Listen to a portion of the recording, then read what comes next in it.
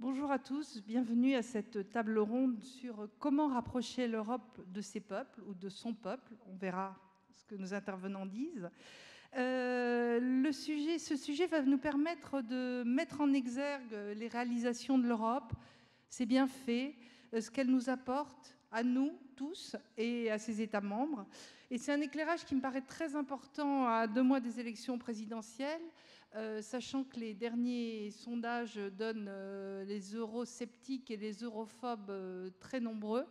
Il serait plus de la moitié des députés dans le prochain hémicycle. Pour cette table ronde, nous avons la chance d'avoir avec nous des grands spécialistes, dont 2 vont arriver, sont prises dans les embouteillages, mais elles sont en route. Donc nous avons un diplomate de haut vol, Philippe Etienne, pour qui l'Europe n'a aucun secret.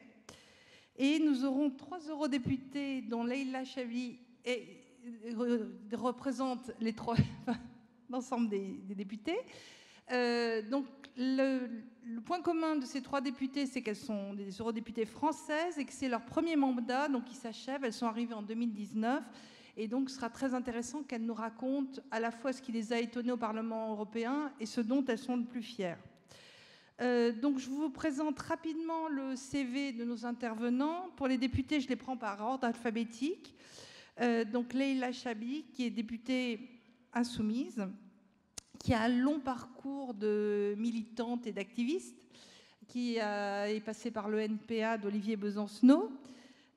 Pendant son mandat à Strasbourg, elle a beaucoup travaillé sur le féminisme, sur l'écologie et aussi sur les conditions de travail sur les plateformes numériques. C'est surtout de cela qu'elle nous parlera. Elle a une autre particularité. Pendant son mandat, elle a eu le temps d'écrire un livre qui s'appelle Député pirate et de faire un bébé, une petite fille. Voilà. Donc Gwendoline Delbos-Corfield, qui sera assise à côté d'elle, est une élue écologiste et qui, avant de siéger au Parlement européen, était conseillère régionale en Rhône-Alpes. Pendant son mandat, elle a beaucoup travaillé sur la défense des droits de l'homme et des droits fondamentaux. Et on l'a notamment beaucoup entendue à l'Assemblée nationale, où elle est intervenue devant les députés, enfin, l'Assemblée nationale à Paris, sur les questions de droits de l'homme en Hongrie. Donc elle vous racontera essentiellement ça. Et Irène Tolleret, qui elle aussi coincée dans les embouteillages, est une députée Renew. Elle a été maire d'un petit village de l'Hérault avant d'être eurodéputée. Elle est aussi viticultrice de métier dans la région de Montpellier, autour du Pic Saint-Loup. Elle est beaucoup intervenue en début d'année sur toutes les chaînes de télé pour tenter d'expliquer la colère des agriculteurs européens. Et elle fait partie aussi des quelques députés grâce auxquels nous n'achèterons plus jamais notre miel en ne sachant pas si c'est du vrai ou du faux miel. Voilà. Philippe Etienne, donc vous êtes ambassadeur, diplomate de carrière. Vous avez été ambassadeur de France dans des grands pays, dont l'Allemagne et les États-Unis. Vous avez aussi beaucoup travaillé à Bruxelles sur les questions européennes. De 2017 à 2019, vous étiez le Sherpa du président de la République, c'est-à-dire le conseiller diplomatique d'Emmanuel Macron. Aujourd'hui, vous enseignez à l'École normale supérieure et vous présidez les commémorations du débarquement d'il y a 80 ans. Donc tout cet été, vous serez extrêmement occupé et nous en parlerez aussi. Avant de vous passer la parole, pour que vous nous dressiez un tableau des réalisations à acquis de l'Europe qui lance le débat, je voulais quand même mentionner quelques acquis de l'Europe dont on n'a pas toujours conscience ou qu'on prend comme ça, comme quelque chose, comme une évidence, et ça ne l'est pas forcément. Par exemple, l'euro, la monnaie unique, qui nous évite aujourd'hui de changer de devise. Alors pour vous, ça doit être l'histoire, voire la préhistoire, mais c'était très casse-pied de changer des marques allemandes, des livres italiennes, des pesos espagnols. Il y a les accords de Schengen aussi qui nous permettent de voyager librement dans une grande partie de notre continent. Erasmus, bien sûr, que vous connaissez tous, qui a été élargi aux apprentis. D'ailleurs, il y a une étude du Parlement européen qui estime à 1 million le nombre de bébés Erasmus depuis que le système existe. Il y a la disparition des frais de roaming ou d'itinérance qui permet de téléphoner, d'envoyer des SMS dans toute l'Europe sans se ruiner. Il va y avoir, je crois que c'est en fin d'année, l'apparition du chargeur universel. Donc, des petites choses du quotidien, mais qui montrent combien l'Europe peut être concrète. Toutes ces dernières années ont montré que l'Europe s'adaptait et pouvait être rapide. On a vu pendant la crise du Covid, où il y a eu des achats en commun et rapides de vaccins qui ont permis d'avoir des prix plus abordables en faisant jouer l'effet de masse. La guerre en Ukraine a commencé à doper l'industrie de la défense. Voilà, quelques exemples évidemment brossés à la hache ou à la hâte.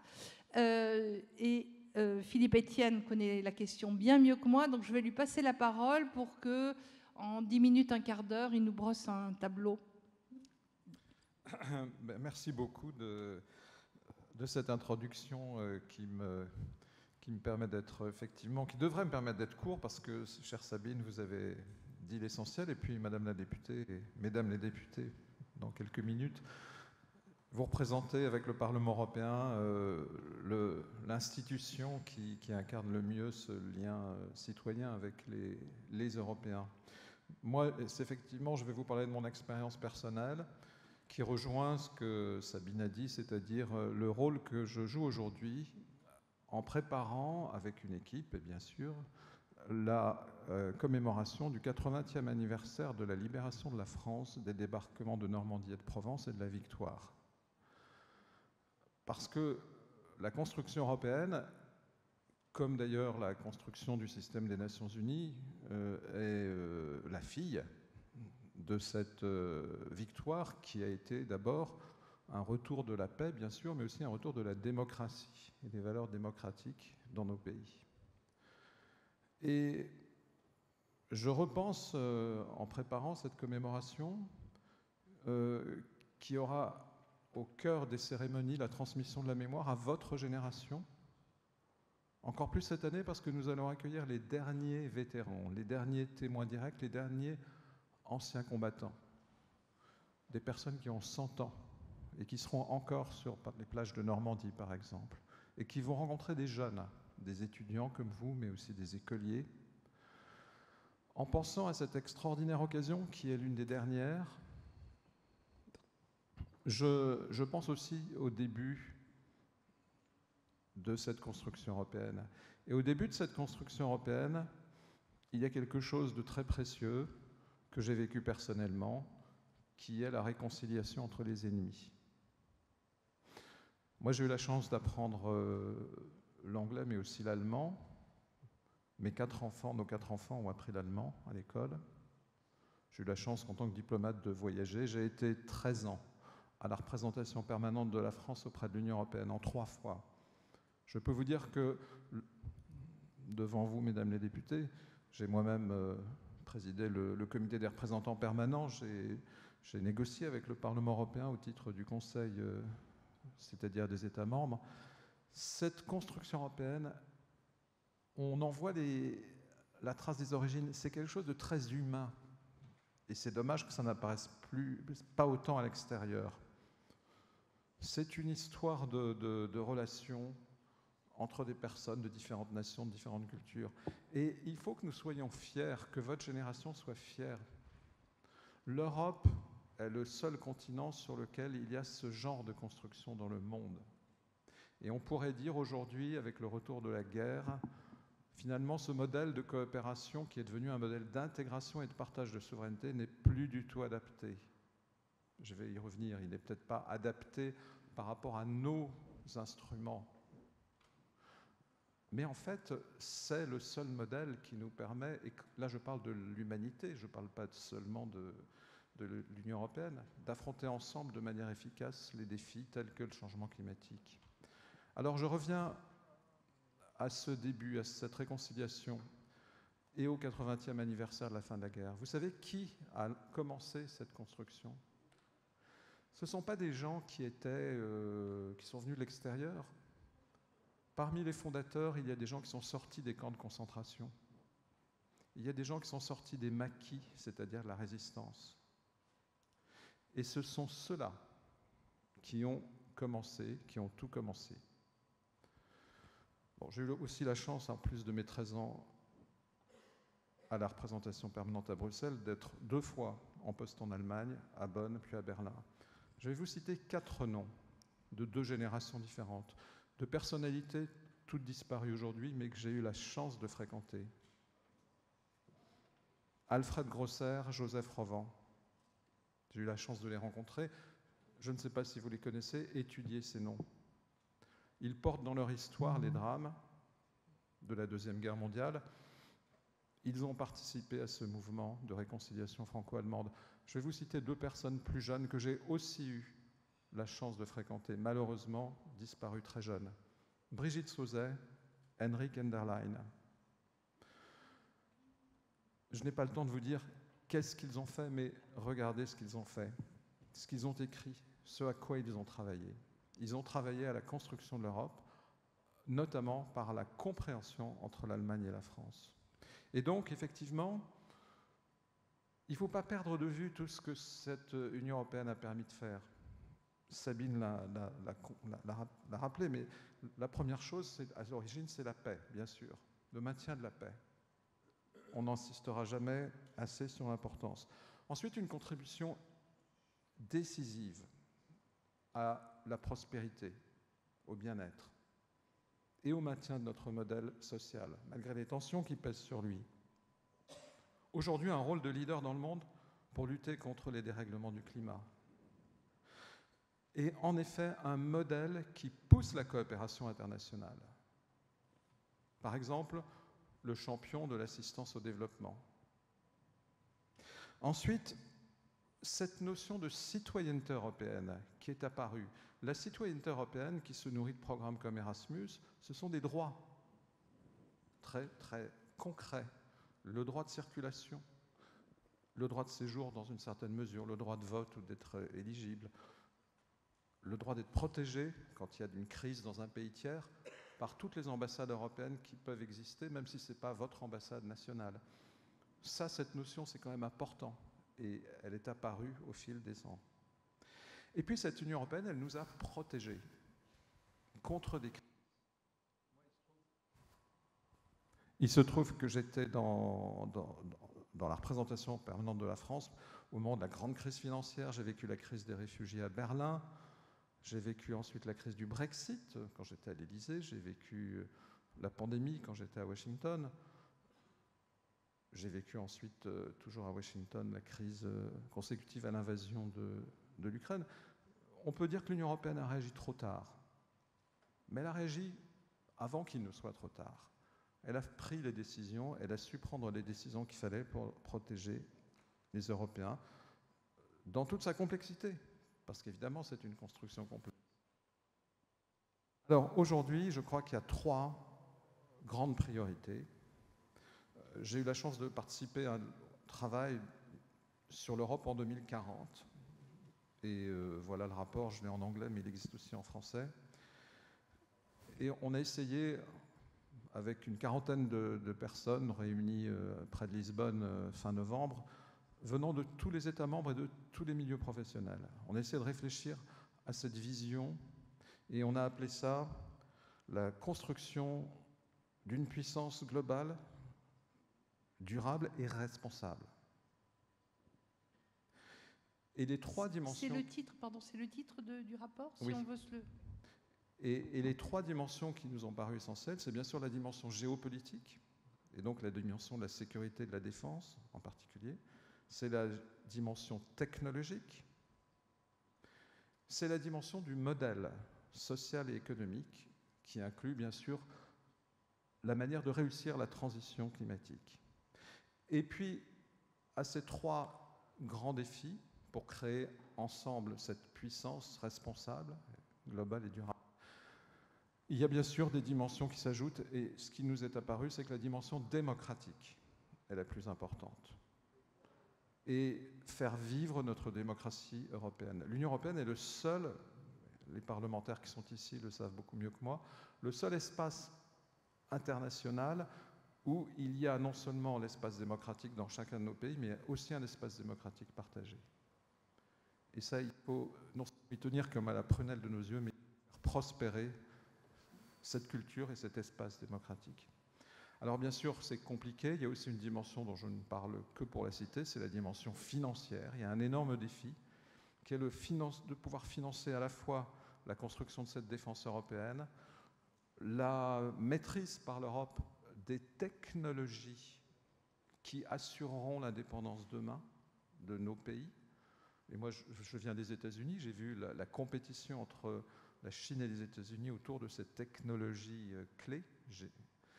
Et bien sûr, financer d'une manière responsable, d'une manière socialement juste et d'une manière qui soit compatible avec la compétitivité de nos économies, la transition climatique et énergétique. Tout ça, évidemment, va exiger des pays européens un gros effort, y compris pour mettre ensemble leurs ressources. Là, j'espère que je n'ai pas parlé trop longtemps. C'était parfait. Ce qui nous permettra de continuer sur la base de notre héritage, de l'héritage que nous avons reçu de ces aînés que j'ai rappelés. Merci beaucoup.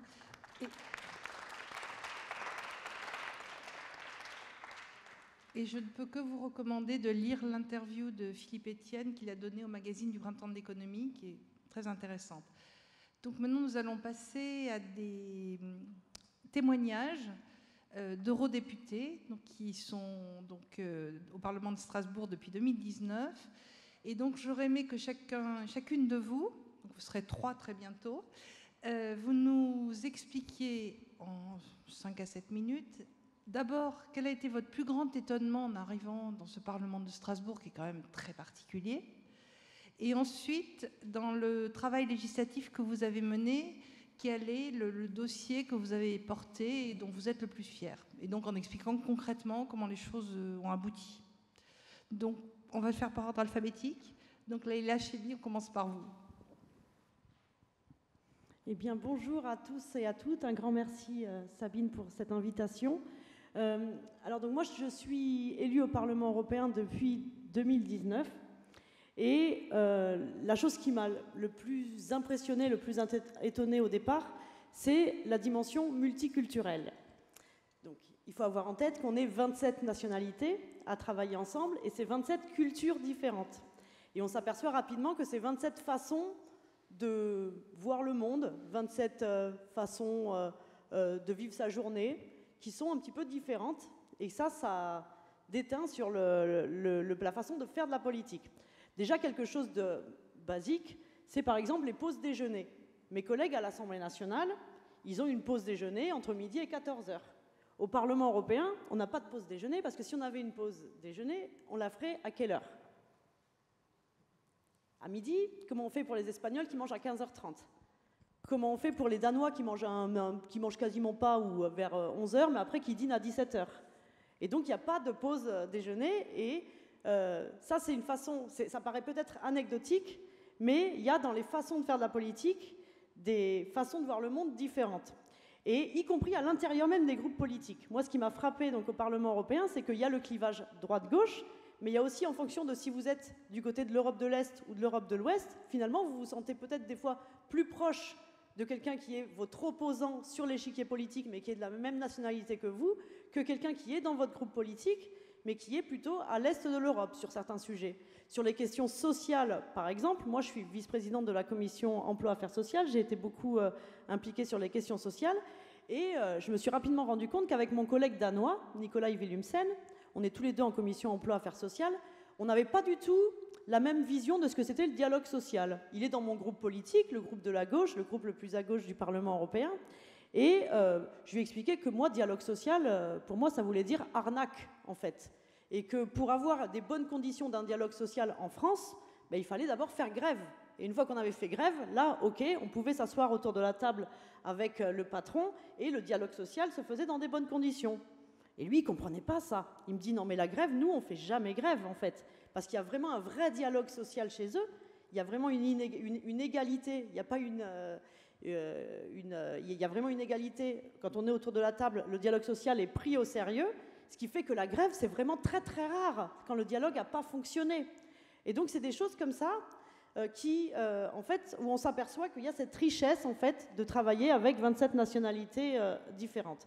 Et la question dont je suis le plus fier, le sujet dont je suis le plus fier, c'est que nous avons obtenu une directive pour les travailleurs des plateformes numériques au bout de 5 ans de bataille, qui va permettre, donc elle va être ratifiée au Parlement européen, elle va être validée au Parlement européen le 24 avril prochain, et elle va permettre d'améliorer la situation de tout un tas de personnes qui actuellement sont considérées comme des travailleurs indépendants, mais qui en fait sont sous un lien de subordination. Elle va leur donner les droits de n'importe quel travailleur. Il y a un ensemble de facteurs qui ont permis de mener à cette victoire. Mais je voudrais revenir sur un facteur en particulier, parce que je pense qu'il est en lien avec le thème d'aujourd'hui, qui est comment réconcilier l'Europe avec son peuple. Ce facteur principal, c'est comment on a permis, dans cette bataille, d'impliquer directement les principaux concernés. Vous savez, l'Union européenne, et particulièrement le Parlement de Bruxelles, parce qu'on parle du Parlement de Strasbourg à juste titre, mais là où on passe la majorité de notre temps en tant que député européen, c'est plutôt au Parlement de Bruxelles. Et bien, au Parlement de Bruxelles, il y a beaucoup de lobbies. Physiquement, le Parlement est dans le quartier européen. Tout autour, vous avez tous les bureaux des lobbies. Les citoyens sont très éloignés. Tous les députés sont loin de leur pays. Eh bien, donc là, de quoi on parlait? De travailleurs de plateforme qui, déjà, étaient particulièrement éloignés de l'Union européenne en tant que travailleurs et qui avaient déjà des difficultés à s'organiser nationalement. Donc l'échelon européen, il paraissait très éloigné, a priori. Moi, j'allais à la rencontre de ces travailleurs, un peu partout en Europe, et j'avais l'impression qu'ils me disaient la même chose. Ils parlaient des langues différentes, mais le travailleur slovène, le livreur de Deliveroo slovène, me disait la même chose que le livreur de Deliveroo de Bordeaux et que le livreur Deliveroo de Madrid, chacun dans sa langue différente. Et là, je me suis dit, tiens, j'ai une idée, je vais leur mettre à disposition une baguette magique que j'ai découverte au Parlement européen. Qu'est-ce que c'est que cette baguette magique ? C'est la baguette magique qui nous permet à tous, députés qui venons de 27 pays différents, de travailler ensemble, de dialoguer ensemble, de faire de la politique ensemble. C'est l'interprétation. Le fait d'avoir des traducteurs en direct qui traduisent tout ce que vous dites dans toutes les langues. Et c'est un outil vraiment magique. Et je me suis dit, qu'est-ce qui se passe si tous ces travailleurs que je rencontre partout en Europe qui me disent la même chose, je les réunis dans une salle, je les invite à Bruxelles, au Parlement européen, je leur propose, je leur mets à disposition de l'interprétation. C'est ce qui s'est passé, c'est ce que nous avons organisé. Et tout d'un coup, ces travailleurs, ils s'apercevaient que leur vision du monde, leur préoccupation, elle était commune avec celle de l'espagnol, celle de l'italien, celle du slovène, celle du belge. Et tout d'un coup, c'était plus des travailleurs éparpillés, mais c'était une force collective qui était consciente de sa force et qui était en capacité d'intervenir sur le processus législatif. Il n'y avait plus que les lobbies dans l'histoire, mais il y avait une nouvelle forme de lobby en quelque sorte, qui était cette force collective des travailleurs, des livreurs de Deliveroo, des chauffeurs VTC, et qui tout d'un coup parlaient d'une voix commune et disaient « nous voulons une directive pour améliorer nos droits ». Ils se sont intéressés au processus, à savoir que d'abord il fallait interpeller la Commission européenne, parce que c'est la Commission qui a le droit d'initiative, et puis ensuite quand les négociations étaient au Parlement, mettre la pression sur les négociateurs du Parlement, et puis au Conseil, des gens qui étaient à la base très loin de l'Union européenne. Et ma fierté dans cette histoire, c'est de voir qu'il y a eu des manifestations à Paris, devant la représentation du Parlement européen à Paris, quand elle était encore jusqu'à il y a quelques mois, boulevard Saint-Germain, d'avoir des mots d'ordre européens. Dans les manifestations déjà traditionnelles, du mouvement social traditionnel, c'est rare d'avoir des mots d'ordre européens. Et là, vous aviez des travailleurs réunis qui disaient « nous ne voulons pas qu'Uber écrive la loi en Europe, nous ne voulons pas d'une loi Uber en Europe ». Et je me souviens autre exemple, autre souvenir qui me rend extrêmement fier, c'est d'être devant les locaux de Uber avec les VTC qui avaient le drapeau européen sur le dos et qui demandaient une directive européenne. Et donc je pense que pour réconcilier l'Europe avec son peuple, avec ses peuples, la solution elle est là, c'est de faire en sorte que plutôt que ce soit les lobbies qui aient le champ libre à qui on déroule le tapis rouge, c'est de faire en sorte d'impliquer, de permettre l'irruption de la parole des mobilisations des travailleurs concernés et de faire en sorte que cette Europe, elle permette d'améliorer les droits, d'améliorer la vie quotidienne. En tout cas, là, moi, j'ai eu la chance de vivre un bel exemple de ce point de vue-là. Merci beaucoup, c'est très concret. Bon, il y a quand même des textes qui essayent de comment dire, restreindre l'influence des lobbies. Hein. Ils ne sont pas tout puissants. Enfin, bon, je sais qu'il y a une question Oui, d'interprétation. je suis d'ailleurs en commission affaires constitutionnelles où on travaille justement à Voilà. l'encadrement et à Voilà. faire en sorte que les lobbies, oui, ne soient pas tout permis. Mais peut-être un mot là-dessus, c'est qu'on pourra mettre en place toutes les règles qu'on veut. Je crois que pour contrebalancer le poids important des lobbies, la meilleure solution, c'est de faire en sorte que les citoyens, justement, soient présents et que les citoyens s'emparent des discussions. Et c'est comme ça qu'on change le rapport de force et qu'on ne laisse pas le champ libre aux lobbies. Donc nous avons nos 2 victimes de la circulation parisienne qui sont arrivées. Merci d'être là. Donc je vous ai déjà présenté toutes les 2. J'ai déjà expliqué que vous parliez par ordre alphabétique et que donc chacune de vous nous ferait part à la fois de son premier étonnement, grand étonnement en arrivant au Parlement, puisque vous étiez simple citoyenne devenue des parlementaires européennes, et donc raconter aussi quel est le dossier que vous avez porté qui vous rend le plus fier. Donc Gwendoline Delbos-Corfield, c'est à vous. J'ai évoqué rapidement votre intérêt pour la défense des droits de l'homme. Donc bonjour, Gwendoline Delbos-Corfield, effectivement. Alors je suis désolée, je ne vais pas tout à fait répondre à la première question parce que moi, je n'ai pas eu un gros rapport d'étonnement. Pour une raison très simple, c'est que j'étais déjà à la direction du Parti vert européen. Nos groupes parlementaires au Parlement européen sont rattachés à des partis européens, pas simplement à des partis nationaux. J'avais été à la direction de ce parti pendant 6 ans. J'avais même déjà un badge du Parlement européen, parce que quand on appartient à ces partis européens, à la direction de ces partis européens, on a déjà un badge. Voilà, j'avais l'habitude de tout le système, donc mon rapport d'étonnement était faible. Et avant d'avoir le badge, non, vous n'avez pas le souvenir d'il y a très longtemps ? Non, mais aussi, alors voilà, je veux dire, c'est aussi toujours important de dire d'où on vient. Moi, je suis née en Angleterre d'un papa anglais et d'une maman française. Je suis arrivée toute petite en France et je suis beaucoup plus française que je ne suis anglaise. Mais par exemple, j'ai jamais été souverainiste, jamais. Et j'ai depuis toute petite eu un regard croisé sur voilà. Et j'ai pas ce truc de la langue française. Je la trouve magnifique, la langue française, mais la langue française est la seule belle langue au monde. Il y a que les Français qui savent écrire. J'ai pas ce truc de nos systèmes sont les meilleurs et tous les autres n'ont rien compris. Notre déclaration des droits de l'homme, j'ai pas ça. Donc ça aussi, voilà. Et c'est vrai que j'avais déjà découvert. Alors ça, c'est vrai que on découvre quand même. J'avais déjà découvert à travers notre parti, effectivement, le fait qu'au-delà de nos idéologies qui peuvent nous rassembler, les sociodémocrates, les libéraux, la droite, la gauche, et nous les écolos, il y a effectivement des différences. Les écolos du sud et de la France ont une petite tendance gauchiste à détester l'OTAN et à considérer que l'OTAN c'est le grand mal. Voilà, allez expliquer ça à mes collègues de Finlande, des pays baltes, pour qui l'OTAN c'est depuis longtemps une protection, et pour qui la Russie est la grande inquiétude. C'est intéressant, parce que du coup, ça ramène parfois les Français et les Espagnols un peu dans la réalité des choses, au-delà des grands discours où on se dit l'impérialisme américain. Pour eux, ça représente une protection depuis très très longtemps.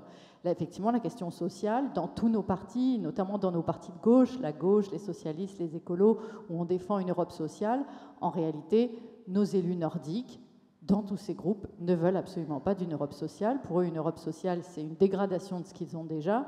Et par ailleurs, c'est quand même compliqué, même avec les Néerlandais, qui ont un système à moitié privatisé auquel ils tiennent. Voilà, donc c'est des avancées qu'on fait lentement, et c'est super intéressant de travailler ça à la base, de travailler notre vision de ces choses-là.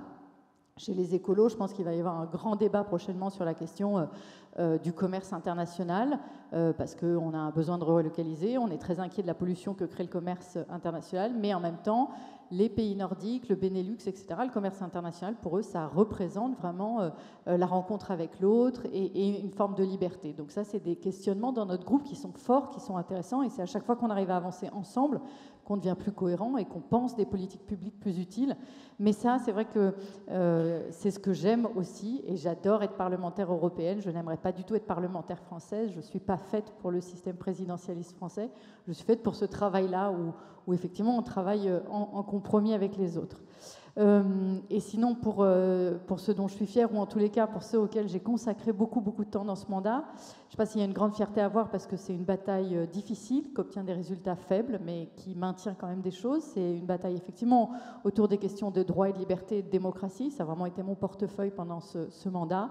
Notamment, j'étais la rapporteure du Parlement sur la situation en Hongrie, un pays que ce Parlement a déclaré n'être plus tout à fait une démocratie. Donc voilà, hein, les textes, ils sont très clairs, les traités, ils sont très clairs. Ils disent que l'Union européenne, c'est un rassemblement de pays et d'États qui sont des démocraties. Et nous, au Parlement, on a voté avec une majorité extrêmement large. Donc c'est un texte qui maintenant fait foi.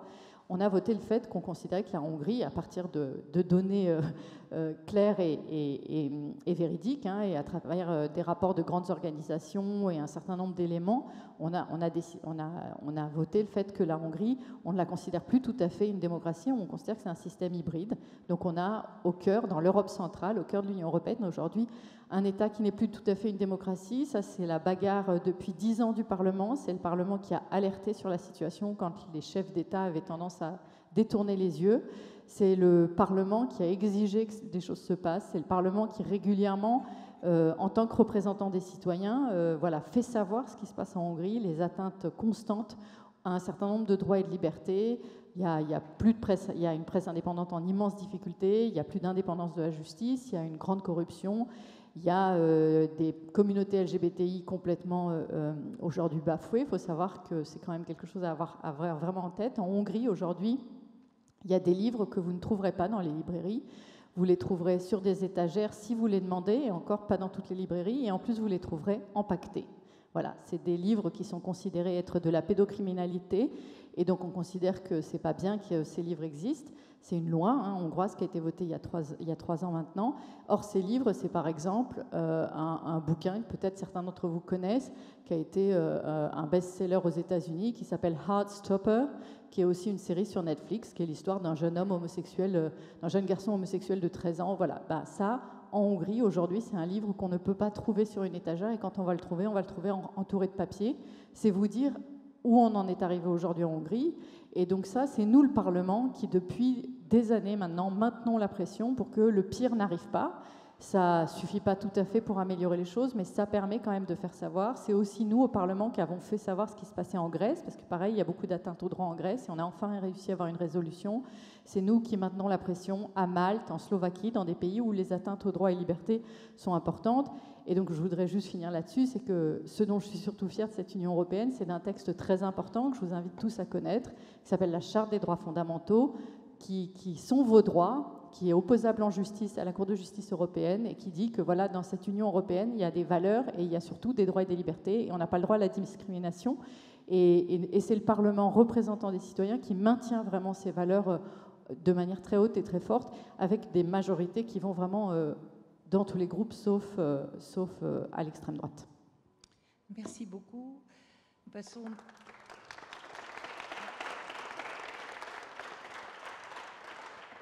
à Madame Irène Tauret, donc, qui est aux couleurs de son parti. Non, le jaune, c'est pas la couleur de Renew? Je crois qu'on est bleu turquoise, mais... Ah bon, d'accord. Bon. Eh ben, pardon, alors je vous confonds avec les Allemands. Enfin, c'est une partie. Les Allemands du FDP, ils sont jaunes. Oui. Voilà, excusez-moi.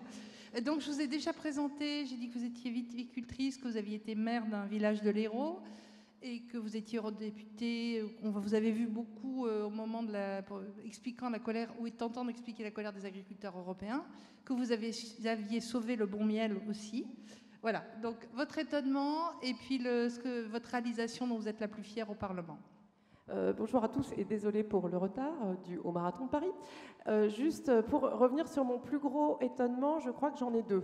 Le premier, c'est la diversité politique au sein des groupes politiques. Donc, c'est vrai que j'ai travaillé sur un texte qui était le fonds d'ajustement au Brexit, ou un texte qui appelait le fonds de transition juste, qui aide à décarboner l'économie européenne avec des fonds, il y a 17 milliards d'euros, qui aident le site de Fos-sur-Mer ou le site de Dunkerque à sortir du carbone sans perdre des emplois et créer des nouveaux emplois. Mais dans la négociation, nous avions une socialiste bulgare qui, objectivement, était politiquement plus à droite que nous.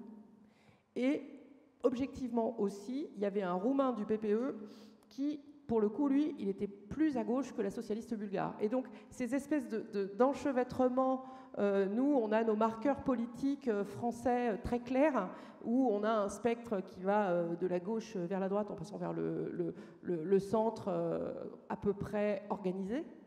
Et au sein du Parlement européen, c'est vrai qu'on peut avoir des surprises avec finalement quels sont les points communs à l'intérieur des groupes politiques. C'est vrai dans tous les groupes politiques, sauf ceux dont on ne parle pas. Eux, ils sont anti-européens, donc point. L'autre étollement, c'est aussi la rapidité et la puissance qu'a l'Union européenne à bouger dans les crises. Et là, l'exemple dont je ne me suis toujours pas remise, c'est la gestion de la crise Covid plus le plan de relance. Donc, on est, je crois, le 7 janvier 2020, on passe en mode pandémie, c'est-à-dire qu'on nous dit en gros, il y a une pandémie mondiale, on ne s'est pas soigné, on ne s'est pas testé, on va devoir arrêter l'économie mondiale, les transports, tout ça. Et là, le président Macron dit va falloir faire un plan de relance à la hauteur du PIB perdu. Bon, c'est combien le PIB perdu? C'est 10%. De combien? De 16 milliards d'euros par an. OK, on va faire donc un plan de relance de 1600 milliards d'euros, bien sûr. Et donc, on travaille là-dessus. Et comme il fallait aller vite, il fallait qu'il y ait une résolution du Parlement européen qui indique aux États membres et à la Commission ce qu'on était prêt à voter.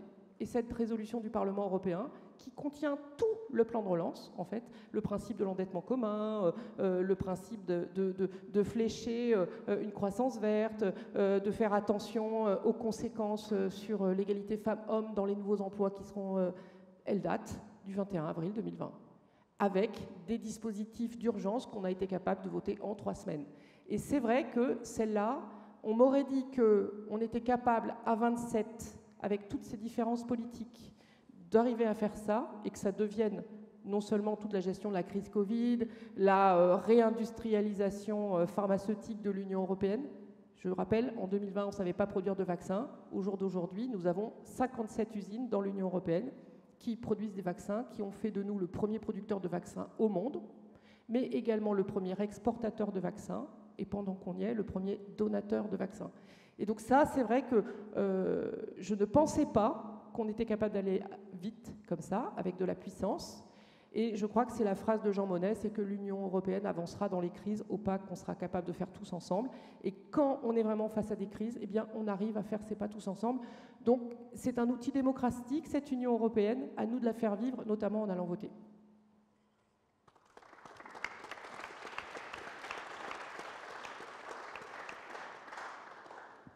Formidable. Alors, malheureusement, on n'a pas énormément de temps. Je voulais vous poser des questions sur le podium, mais je pense que je vais tout de suite passer la parole à la salle, sinon ce sera trop frustrant, parce que ce que vous nous avez expliqué est passionnant. En même temps, on voit très bien que quand on voit de près ce qui se fait, quand on écoute des parlementaires, tout à coup, l'Europe devient beaucoup plus concrète et vous vous rapprochez des citoyens. Parce que moi, j'avais une mini-question, mais peut-être qu'il vaut mieux que vous arriverez à y répondre en même temps que des questions de la salle. C'était de savoir comment, quand on est diplomate, quand on est élu, on arrive à capter l'attention des citoyens et à leur montrer que l'Europe n'est pas un monstre froid et lointain. Voilà. Si au cours des questions auxquelles vous allez répondre, vous pouviez répondre à cette question-là aussi, ce serait formidable. La session est très courte, qu'1 heure, donc du coup, je vous passe très volontiers la parole. Monsieur, vous vous présentez ? Alors, moi, je travaille dans un organisme de commerce international, justement, et donc qui a vocation, qui est un organisme public qui s'appelle Business France et qui a vocation à exporter un savoir-faire. Il se trouve que j'ai vécu aussi, pour cette présentation, une partie du temps en Asie et que dans certains pays, les enjeux technologiques créent des systèmes politiques. Donc ma question, elle est justement en ce rapport-là, c'est réconcilier le peuple. Selon vous, quel serait le motif de fierté d'un peuple européen par rapport à d'autres peuples qui pourraient avoir justement ces atouts technologiques ou cette nouvelle façon de se projeter dans un système politique dans 10 ans? Alors, qui souhaite répondre? Monsieur Étienne, qui a planché sur 2040 ou... Et où Dans 10 ans, c'est simplement 2034. Mais bon, je pense que l'une des fiertés de l'Europe, peut-être aussi sa capacité technologique. Bon, il se trouve que moi j'ai fait des études de mathématiques. Je suis un diplomate un peu atypique parce que j'ai fait des études de mathématiques et donc je suis sensible à ce potentiel. Mais on a une capacité scientifique et technologique considérable. Et quand on voit nos startups dans tous les domaines, y compris les technologies vertes, par exemple, mais toute l'intelligence artificielle, les biosciences, c'est considérable.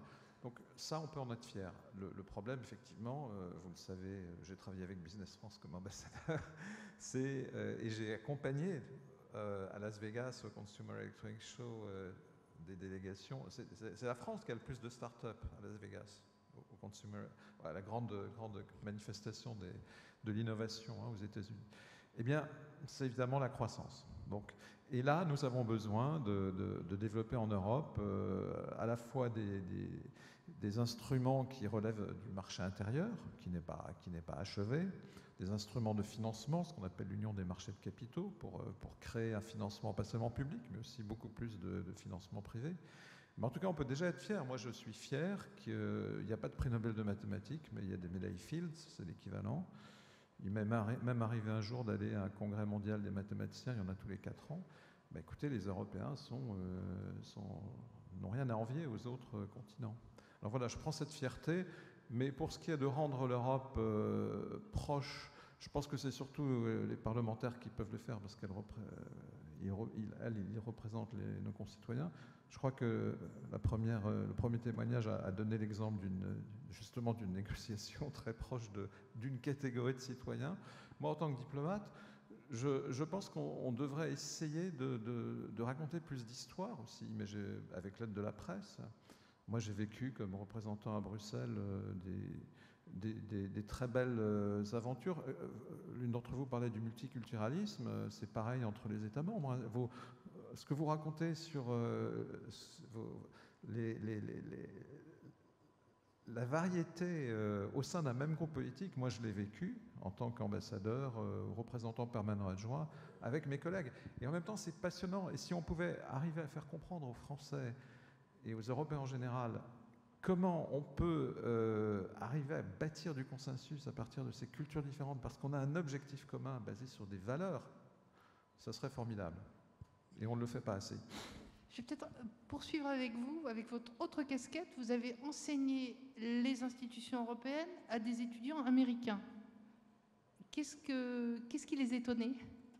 Quelles questions vous a posées? Alors, c'est un peu plus compliqué parce que j'ai enseigné les questions européennes à l'Université de Columbia, l'école des affaires publiques et internationales qui s'appelle SIPA. Ça ne veut pas dire que les étudiants étaient américains, parce que les universités américaines, les grandes internationalement connues, attirent beaucoup d'étudiants. Donc moi, j'avais des Asiatiques, j'avais des Européens, j'avais quelques Américains, des Canadiens. Bon. Mais je pense que je me souviens de questions posées par ceux de mes étudiants qui étaient américains, qui étaient précisément de comprendre comment l'Europe pouvait devenir un facteur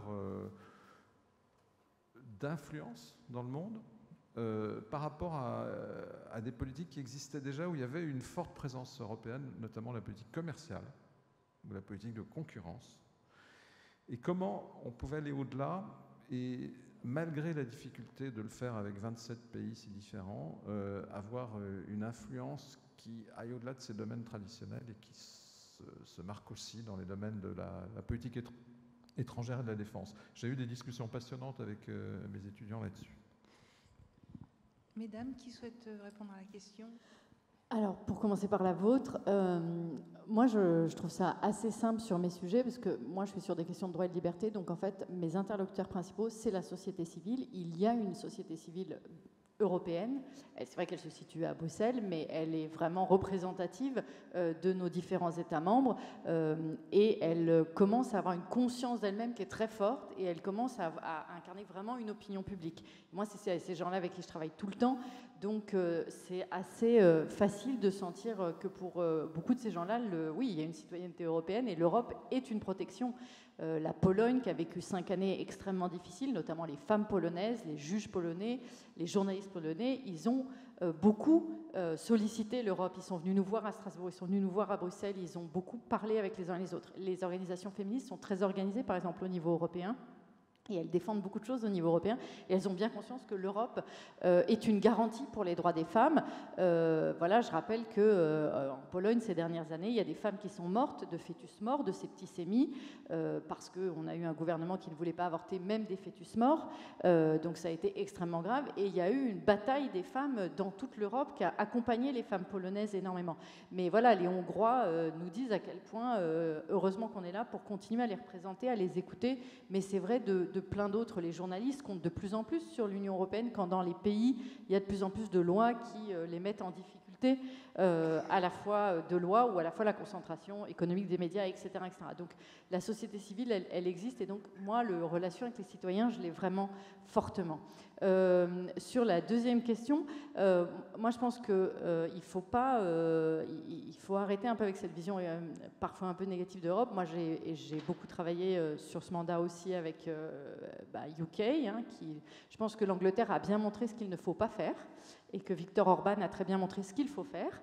Donc il faut rester dans l'Union européenne et en digitaliser les valeurs, si c'est ça que vous voulez. Viktor Orban a montré qu'on pouvait le faire, mais il a continué à profiter de tout le reste, à la fois des subventions de l'Union européenne, mais surtout du marché, des réglementations, de la protection des consommateurs, etc. UK est en difficulté à peu près sur tous les sujets, mais vraiment sur tous les sujets, et on ne sait toujours pas en fait comment on va continuer. Et ça va. Moi, parfois, je me dis, UK va revenir dans l'Union européenne, ils n'auront pas fini de détricoter leurs droits et d'enlever toute la réglementation tellement ça leur prend un temps fou. Donc, et puis, j'ai aussi travaillé avec les États-Unis, par exemple, sur les grands textes qu'on a fait ce mandat, le DSA et le DMA. C'est des textes de réglementation de l'intelligence artificielle pour permettre le développement utile aux citoyens, utile à l'économie de l'intelligence artificielle, mais en essayant de vraiment réglementer les choses pour qu'un certain nombre de dérives extrêmement négatives ne soient pas là. L'administration de Joe Biden, elle s'inspire beaucoup du DSA et du DMA. Alors, s'il y a un changement, malheureusement, de gouvernement dans les prochaines élections américaines, ça va être très inquiétant, mais il y a aujourd'hui une réflexion sur comment on fait sur la protection des données aux États-Unis, etc., etc. Donc, je pense que il ne faut jamais oublier que c'est le plus grand espace de réglementation qui existe, qui notamment protège les consommateurs. Ça, on ne le dit pas assez souvent que dans l'Union européenne, quand vous allez acheter un produit, votre produit, il est sain, il est efficace, les jouets pour enfants ne sont pas dangereux, les aliments ne peuvent pas vous empoisonner, etc., etc., ce qui est le cas quasiment nulle part ailleurs, avec d'aussi fortes réglementations qui ont quand même permis la stimulation de l'économie. Donc je pense qu'il faut quand même qu'on soit assez clair là-dessus, que cet espace-là, il permet la protection des citoyens en même temps qu'il permette le développement de l'économie. Moi, je vais embrayer tout de suite pour gagner du temps. Donc sur la première question sur la fierté, je vais être la vieille schnock du panel, mais pour moi, la plus grosse fierté aujourd'hui, et je n'aurais jamais pensé vous dire ça quand j'ai été élue en 2019, c'est que nous nous battons à coups de normes et non pas à coups de missiles. Et le fait que 6 États membres soient devenus 27 et réussi à mettre en place un système en gardant 27 États souverains avec un Parlement européen qui fait un contre-pouvoir, il est élu à la proportionnelle à un tour, donc toutes les forces politiques de la majorité ou de l'opposition sont co-législateurs des textes européens, eh bien, c'est une mémoire qui est d'une actualité criante. Vous êtes jeunes, discutez dans vos familles de ce que c'était la mémoire de la guerre, parce qu'il n'y a pas si longtemps qu'elle était là, et elle est encore là, et malheureusement à nos frontières, et elle va être un sujet de politique. Donc on a développé une Union européenne autour de l'idée qu'on ne se ferait plus la guerre avec un marché où on allait s'enrichir ensemble, avec des normes qui protègent. On a l'agriculture la plus durable du monde, on a un certain nombre de normes qui protègent les consommateurs qui sont les plus durables du monde. Il me semble que l'enjeu de ces élections européennes, c'est de sortir de la naïveté que les marchés amènent la démocratie pour aller vers une Europe puissance politique internationale. Mais pour moi, le sujet de fierté extraordinaire, c'est qu'aujourd'hui, nous nous battons à coups de feuilles de papier et non pas toutes ces guerres qui ont décimé toutes nos familles, que nous le sachions ou pas. Sur la fierté également, c'est que cet espace est donc démocratique et comme le disait Gwendoline, sur un sujet comme l'intelligence artificielle, le texte sur l'intelligence artificielle est extraordinaire. C'est-à-dire qu'il permet le développement d'un écosystème européen et il empêche le fait qu'on ait de la notation sociétale comme en Chine et en même temps d'utiliser la vidéo en direct pour retrouver s'il y a une alerte enlèvement ou un Alzheimer qui s'est perdu. Donc franchement, ce travail avec des députés qui sont chacun spécialisés dans leur couloir de nage, eh bien, c'est une fierté au service d'une démocratie et d'un idéal plutôt pacifiste. Sur comment rapprocher l'union de son peuple, moi je pense que ça commence à l'école et je crois que comme toutes mes collègues, on passe notre temps à aller dans des collèges, des lycées, recevoir les conseils municipaux des jeunes. Moi j'ai même sur le MIEM fait travailler des collégiens sur déposer un amendement qui se rend compte que oui, on est en train de travailler sur l'origine des miels, sur les étiquettes. Il y a un vrai sujet d'origine des produits dans l'Union, puisqu'on a des normes environnementales et sanitaires particulièrement fortes. Et donc moi, j'ai fait travailler des collégiens sur un texte sur lequel on était en réel pour qu'ils se rendent compte que l'idée de mettre les pourcentages, on pouvait, je viens de la région du rugby, désolé, prendre le ballon, planter entre les deux poteaux et transformer l'essai. C'est ça la démocratie. On vote pour un programme et après, derrière, il y a des députés européens qui représentent l'ensemble du peuple et il faut qu'ils fassent le taf, pas que à Bruxelles, en discussion avec une bubble. Il faut aussi qu'ils soient sur le terrain, qu'on regarde comment les textes qu'on a en théorie votés s'appliquent réellement, parce que parfois on a une distance administrative qui peut être celle de la Terre à la Lune, et donc faire en sorte que les livrables théoriques qu'on a deviennent des réalités pratiques et qu'on corrige le tir. Par exemple, je suis fière de l'écosystème de recherche qu'on a au niveau européen. Par contre, je pense qu'on peut sérieusement améliorer les choses sur la partie autorisation et développement des brevets européens. On est trop lent, je trouve. Et du coup, on a aujourd'hui des pépites européennes qui sont autorisées très très vite aux États-Unis et qui deviennent des entreprises américaines. Je trouve ça dommage. Il faut à tout prix qu'on arrive à corriger le tir. Une démocratie, c'est aussi corriger le tir et faisons-le ensemble. Et votre présence ici aussi contribue. Est-ce qu'on peut me dépasser un tout petit peu ou c'est totalement interdit? Bon. Parce qu'il y a plein de questions. Bonsoir.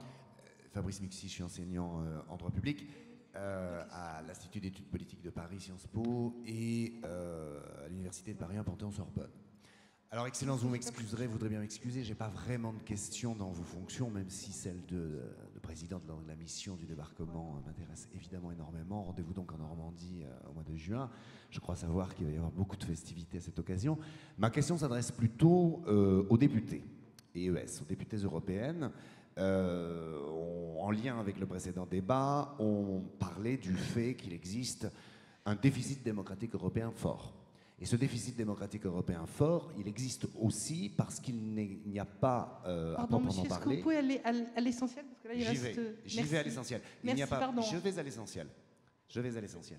Il n'y a pas, je vous remercie, d'espace politique européen parce qu'il n'y a pas véritablement d'espace médiatique européen. Et je pense que rapprocher l'Europe des citoyens, c'est le compte-rendu de la part des députés européens et européennes de leur action. Ma question est donc plutôt finalement une question qui porte sur un sentiment personnel.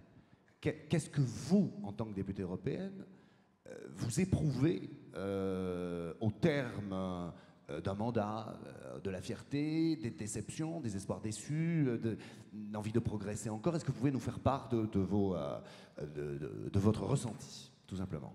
Merci, monsieur. On va peut-être prendre 2 autres questions et ensuite vous répartirez peut-être les réponses. On va essayer de faire comme ça parce que malheureusement, j'ai laissé filer le temps.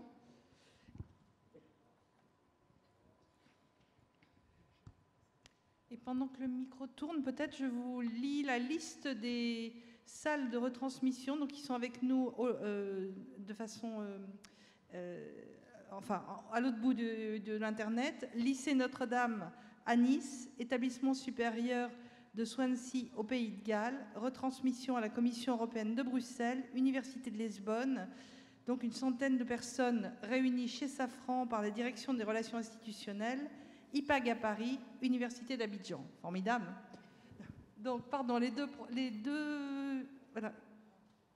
Je vois pas les mains. Ici. Vous, monsieur? Allez-y. Ah, pardon, il n'y a pas de micro? C'est ici.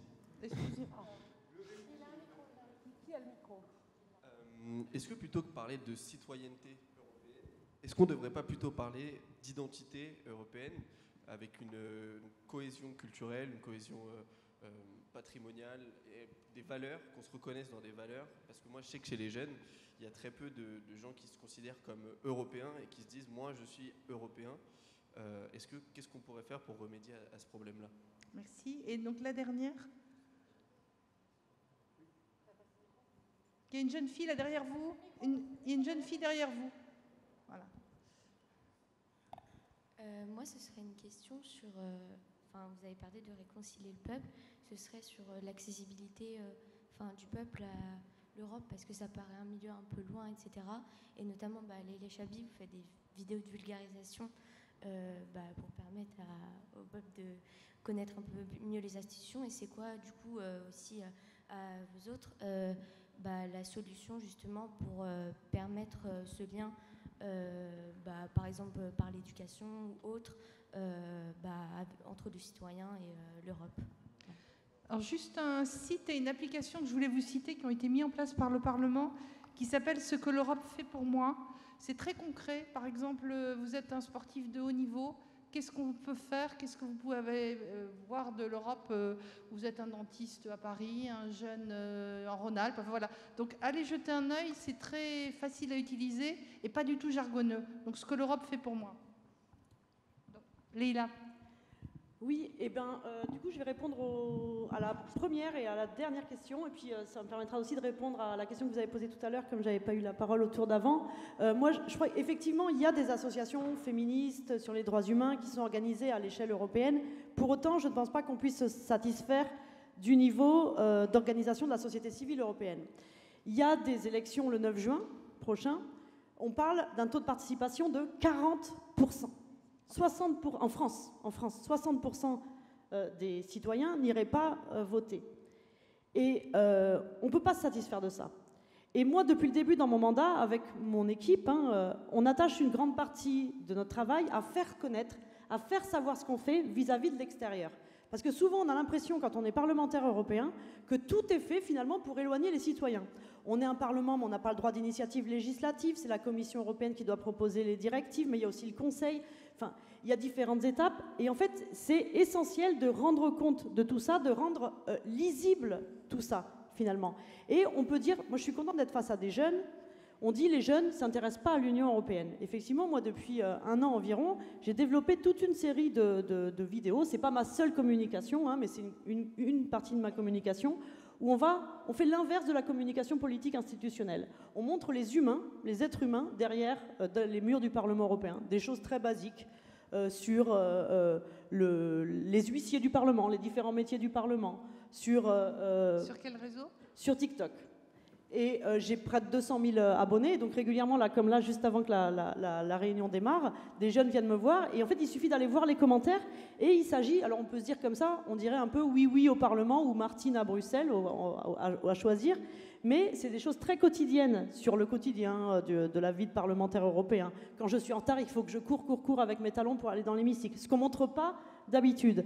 Et quand on voit les commentaires, on voit des jeunes qui disent « Mais c'est qui elle? Elle est députée européenne. C'est quoi une députée européenne? Ah tiens, il y a des élections le 9 juin. Ah, et puis le Conseil de l'Europe, c'est pas le Conseil de l'Union européenne. » Et c'est une porte d'entrée vers la politique. Je suis moi-même surprise de l'engouement, de l'enthousiasme autour de ces vidéos qui sont en fait pédagogiques. Et je pense que c'est essentiel. Et on a encore une marge de manœuvre. On ne peut pas se satisfaire. On ne peut pas s'asseoir sur nos lauriers, on a une marge de progression pour justement rendre lisible, sortir des murs. Je sais que ce n'est pas évident, un dernier mot, c'est que c'est moins évident quand on est parlementaire européen, parce que quand on est parlementaire national, on a une circonscription, on se fait engueuler sur le marché le week-end, on a des permanences où il y a les citoyens qui vous engueulent. Nous, notre circonscription, c'est la France. Donc certains ne voient pas forcément l'intérêt d'aller à l'extérieur parler aux citoyens. Et je pense que c'est vraiment essentiel quelque chose à faire parce que ça permettra justement de rapprocher les citoyens de l'Union européenne. Là, vous êtes 3 contre-exemples. Est-ce que vous pouvez tous les 3 nous faire une réponse courte? Je suis désolée d'être aussi cassante, mais c'est la règle du jeu. Alors, sur le dernier point, sur l'accessibilité du peuple à l'Europe, les outils, il y a aussi des outils qui existent qui sont des simulations, qui sont vraiment chouettes, qui sont faits dans des universités, des facs, voire des lycées. voire même, moi j'ai une collègue parlementaire qui l'a fait, donc c'est une simulation du Parlement européen sur une journée complète. On récupère tous les gamins qui étaient venus visiter le Parlement et on fait 1200 gamins qui jouent à être parlementaires, lobbyistes, représentants d'État, le Conseil. Ça permet de comprendre ces négociations avec, il y en a certains qui sont, on les met dans tous les groupes politiques, donc ces simulations-là, je les trouve très intéressantes. Après, je pense qu'on est aussi face à un constat. Sur le taux de participation, on est sur 50% en 2019, c'est-à-dire on avait un taux de participation aux européennes qui était supérieur aux législatives. En gros, ce que je veux vous dire, c'est qu'en France, on vote au présidentiel et au municipal. Donc en fait, on ne vote pas pour les personnes qui pourtant font la loi.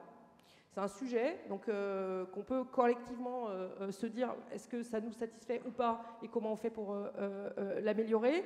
Je pense que c'est la meilleure façon, c'est de parler d'Europe. Et autre sujet, médiatiquement, et je vous remercie pour ce que vous faites aujourd'hui, des 27, la France est le pays qui parle le moins d'Europe de loin. On a des suivis sur les prises de parole médiatiques sur les sujets européens. De très loin, la France, c'est celui qui n'en parle jamais.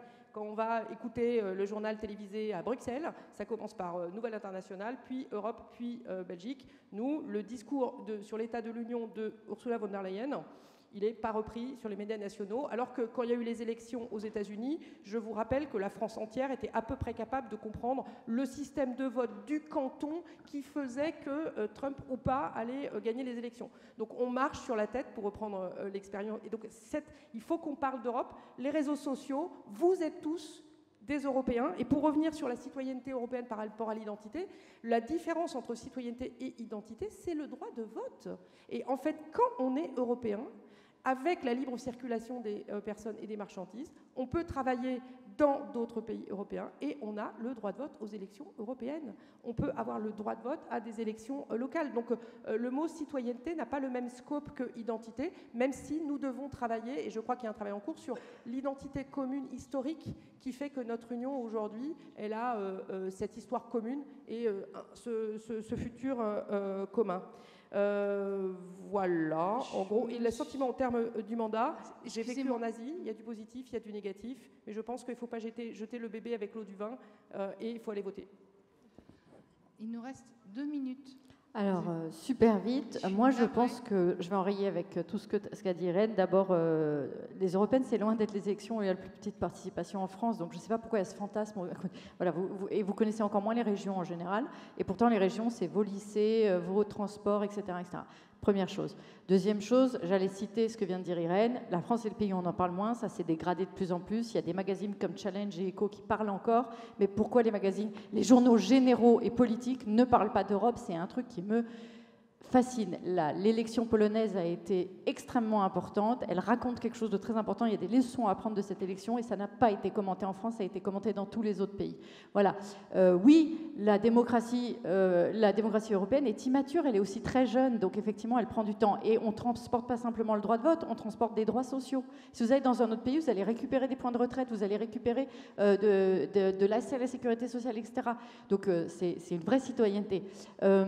Oui, maintenant, tout ne passera pas par les politiques publiques, ça passera par le temps, si on laisse le temps à l'Union européenne d'exister, et puis ça passera par de la culture. Et ça, moi je dis souvent, hein, le jour où il y aura un Harry Potter qui se passe dans un internat européen, les enfants connaîtront l'Europe. Le jour où il y aura une série, voilà, c'est aussi ça qui va faire, c'est ce qui nous manque aujourd'hui.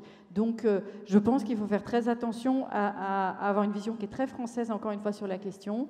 Voilà, j'hésite toujours à utiliser les gros mots, mais voilà, en France, on aime un peu l'homme prodigue, on est dans une société très patriarcale, et c'est pas étonnant ce qu'elle a dit Irène sur le maire et le président, voilà, mais en fait, dans les systèmes parlementaires, les autres démocraties parlementaires, ils ont eu un intérêt beaucoup plus fort pour le Parlement européen, parce qu'ils comprennent beaucoup mieux ce que c'est que le parlementarisme européen. Merci. Monsieur Étienne, la dernière. Oh, je me rallie à tout ce qui a été dit par les députés. Je pense que la chose la plus intéressante qu'on pourrait faire et la plus importante en fait pour créer ce sentiment d'appartenance collective qui donne une identité, c'est qu'on s'intéresse tous aux autres. C'est pas seulement qu'il faut apprendre comment marche l'Union européenne, et ça, notre système éducatif pourrait peut-être le faire le plus. Moi, j'ai fait des simulations aussi avec mes étudiants, mais c'était aux États-Unis, et je crois qu'on devrait effectivement le faire dans toutes les écoles d'Europe. Mais vraiment, la chose la plus importante, c'est tout simplement d'avoir une curiosité pour les autres Européens, parce que de même qu'au Parlement européen ou entre les États membres, finalement, il ne s'agit pas d'un truc vague. on parle à des Danois, on parle à des Italiens, on parle à des Lettons, à des Portugais. Il faut s'intéresser aux autres pays d'Europe. Il faut s'intéresser à leur langue et à leur culture. Je ne sais pas comment... Alors c'est tout le secret d'Erasmus d'ailleurs. C'est ça, Erasmus. Il faudrait multiplier ces occasions pour les jeunes. Et un dernier conseil, allez visiter le Parlement de Strasbourg. C'est passionnant et c'est pas très compliqué. Voilà. Sabine. J'ai terminé. Sabine, j'ai juste une question, enfin plutôt une remarque qui nous tombe d'un internaute, un anonyme, puisque son pseudo c'est Belphégor. D'accord. Et qui s'adresse particulièrement à toi, et qui dit que, voilà, je cite, « Madame Sabine Siffus-Arnaud, je suis avec attention le printemps de l'économie depuis maintenant 12 ans, et j'apprécie particulièrement les animations que vous y faites depuis l'origine de cet événement. L'origine à un moment où il fallait même essuyer les plâtres, le printemps de l'économie n'était pas connu, et vous faites partie des stars du journalisme qui avaient accepté de contribuer au succès de l'opération. Et en cherchant sur Internet, j'ai vu sur votre profil que c'était votre anniversaire. Oh, au nom du printemps de l'économie, merci Sabine.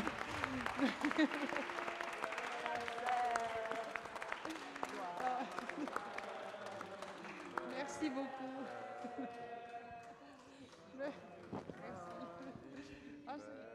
Merci beaucoup. Et merci pour votre... Bon, vous allez me faire pleurer. Merci d'avoir été nombreux. Et devenez journaliste.